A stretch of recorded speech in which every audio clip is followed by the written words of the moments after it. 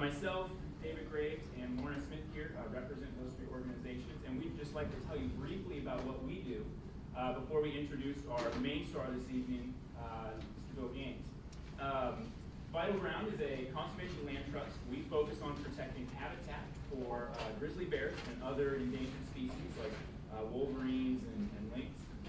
We work throughout the Northwest, from Montana up to Alaska, and have protected about 600,000 acres to date through conservation easements and fee title acquisitions. And what I really like about this presentation, this is the third one that we've done, is that the three organizations here each work in a different but equally important way. At Vital Ground, our role is the on-the-ground habitat conservation protection. That's really our primary focus. We have a board member here, Russ Fox. If you'd like to learn more about Vital Ground, you can talk to myself or Russ, and we'd be happy to share more with you. I should also tell you we have some refreshments in the back here. Help yourself if you are thirsty. We have some soda and coffee and water, and then we have some snacks as well. But thank you guys for coming, and I'm going to introduce David, and he's going to tell you a little bit about NPCA. Thanks again for everyone coming. I work for the National Parks Conservation Association, and our mission is to protect and preserve national parks for future generations. We're an advocacy organization, so we work with policy decision makers and the public to build support for the parks. I work in the Northwest office, and we focus on parks in Oregon and Washington. And we have offices throughout the country with our headquarters in Washington, D.C. I'm here with Rob Smith, as the regional director of the Northwest tonight. If you haven't had a chance, please visit our tables at the end of the presentation. At our table, we have a postcard to Governor Inslee asking him to support grizzly bear restoration in the North Cascades. We do a lot of work at the North Cascades National Park, and I hope to see grizzly bears return as they're an important part of the ecosystem, as Bill will talk about tonight. So, thanks for coming. I'd like to turn it over to the board. Good to see such a good turnout. This is our third time in the region doing a similar presentation, so it's so great to see all this interest in bears. As David said, my name is Lorna Smith, and I'm the Executive Director of Western Wildlife Outreach. And we were formerly the Grizzly Bear Outreach Project, but now, since we cover a variety of large carnivores, grizzly bears, black bears, cougars, and gray wolves, we changed our name to Western Wildlife Outreach. Our focus is to do outreach and education so that people learn how to coexist with large carnivores. We spend a lot of time explaining how to set up proper camps, how to safely recreate in the backcountry, and frankly, a lot of times just myth busting the misinformation out there about large carnivores. There's so very little to fear, really. We want people to learn to appreciate and welcome carnivores in the Northwest.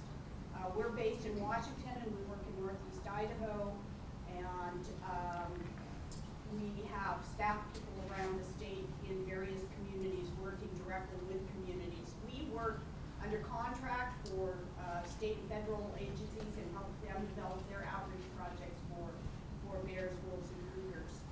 And I would like to I have the pleasure of introducing you tonight one of our board members, Dr. William Gaines, who is going to be the presenter this evening. And Bill has been working with large carnivores, not just bears, for the majority of your career, correct? Mm-hmm. All over the world. And Bill has his own business, Conservation Science Institute. Yes, CSI. Bill has worked under contract with the Forest Service and was a former employee of the Forest Service working on carnivore issues, and he is going to tell you this evening about one of those particular projects in the North Cascades. Very exciting work that is being concluded now. I think we've got one more, maybe season field work. I'll let you talk about that. So with no further ado, I would like to introduce to you Dr. William Gaines. Thank you, Lorna. All right, good evening. First, let me start out by saying thanks to Dave and Lorna and Steve for making this happen, and what a great turnout. Thanks for sharing your evening with me. I have a confession to make. from about 7 o'clock in the morning till 3 in the afternoon. I was locked in a room in a basement with no windows. So I'm sort of like a bear coming out of the cage. I'm so excited to be here and talk about one of my favorite subjects, which is bears. So thanks for sharing that with me. I'm gonna kind of tell you a story. It's a story about bears and the history of bears in the Cascades. What is a grizzly bear? How many of them do we have? But then I'm going to tell you about an adventure that I was able to participate in. We were able, through the funds that we got for this research, to try to find a grizzly bear in the North Cascades. Now we all know there's a few bears out there, but what we were trying to get was really solid evidence from their DNA. Now you don't just walk up to a grizzly bear and pluck a hair off the back, right? It's not quite that easy. And the North Cascades is a really, really big place. So it's a lot like looking for a needle in a haystack that's huge. It's really challenging. So I'm going to share with you sort of how we go about doing that, what we found, and what the implications of what we found. What does that mean for the future grizzly bears here in the North Cascades? And we should have plenty of time for question and answer. That's kind of my favorite part anyway, is interacting with you all and talking about bears and answering your questions. So without further ado, if I could have the lights, and we'll move on. First, I want to acknowledge some of the folks that were really instrumental in helping with this research. Robert Long was my co-conspirator in this effort. We kind of conceived this idea together to do this work.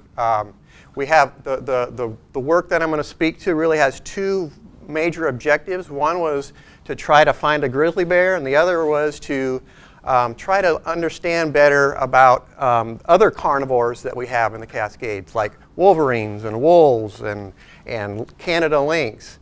And also to understand a little bit more about how black bears use the North Cascades, because what we found was that the method that we were using, we were getting a lot of good information about black bears. And so I'll share with you a little bit about that aspect. Robert and Paula and James were, at the time that